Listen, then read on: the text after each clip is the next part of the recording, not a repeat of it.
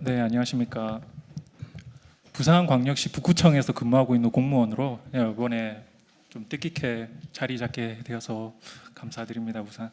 일단 부산에서 올라온더라 오늘 올라오는 길에 달걀을 조금 먹고 왔는데 가볍게 달걀 이야기로 한번 시작해 보도록 하겠습니다.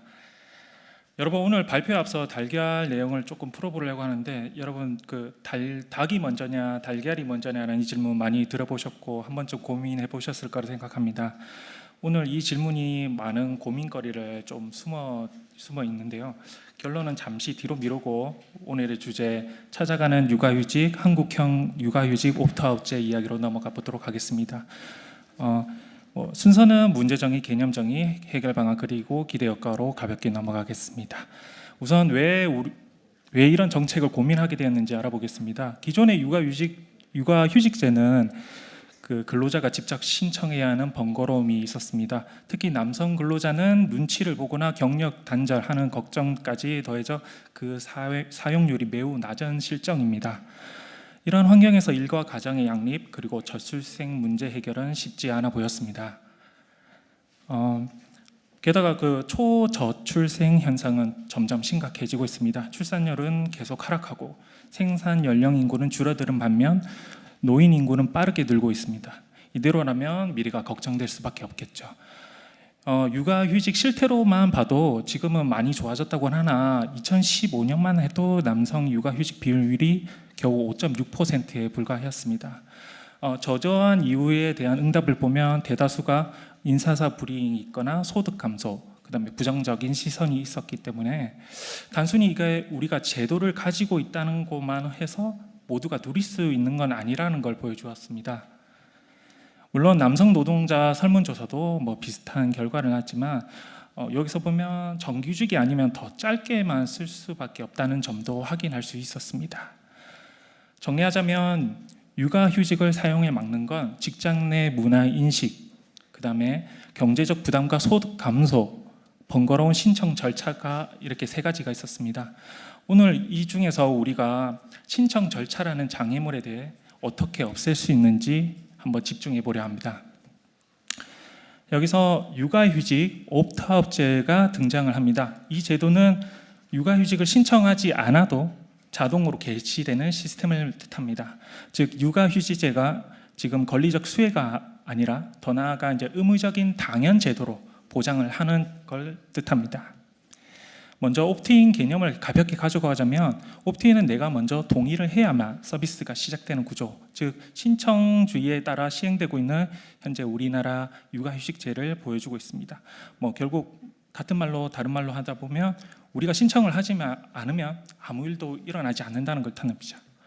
근데 제가 제안하는 옵트아웃제 방식은 기본값이 다릅니다.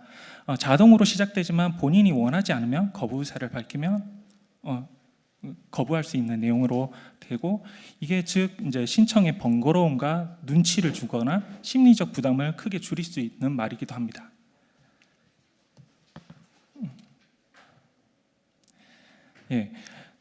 대표적인 성공 사례로 보면 외국에 장기 기증 사례가 있는데, 독일의 옵트인 방식은 결국 동의율이 12%에 불과했지만 오스트리아에서 옵트아웃제로 전환하자 99%에 달하게 되었습니다. 단순히 기본값만 바뀌었을 뿐인데 참여율이 이렇게 달라졌던 겁니다. 네. 그리고 퇴직연금 제도도 같은 내용을 해서 옵트아웃제로 바꾸자 85에서 95%로 크게 올랐습니다. 행정 비용도 줄었을 뿐더러 근로자의 노후 보장까지 강화되었습니다. 가장 크게 나타났던 게 아마 심리 상담 쪽이 있을 건데, 보통 정신 상담을 받다 보면은 본인이 예약하고 취소하는 과정에서 거부하는 사례가 일어났었는데, 보통 자동 예약 취소 가능 방식으로 바꾸자 그 상담 이용률이 무려 9배 이상 증가를 했습니다. 이는 심리적 장벽이 큰 분야일수록 옵트아웃제가 효과적인 것을 볼 수 있습니다.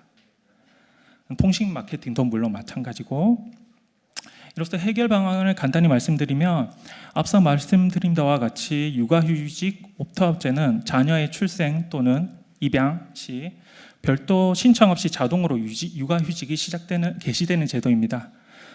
고용보험이 가입된 모든 부모가 대상이 될 테고 절차적, 심리적 장벽을 없애 부모의 실질적 권리를 보장케 합니다.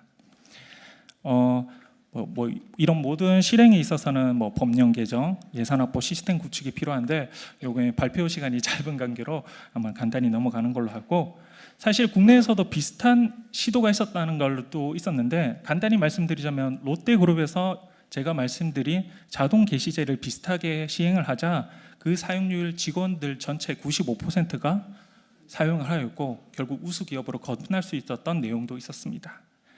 해외에서는 일찍이 오스트레일리아, 북유럽 같은 경우에서는 이제 남성의 육아휴직 참여를 적극적으로 유도하는 방향으로 해서 일과 가정의 양립에 긍정적인 피드백을 주고 있었던 내용이 있었습니다.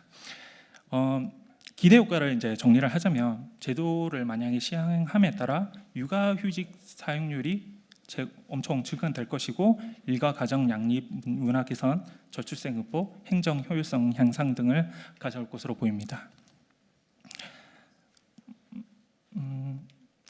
그리고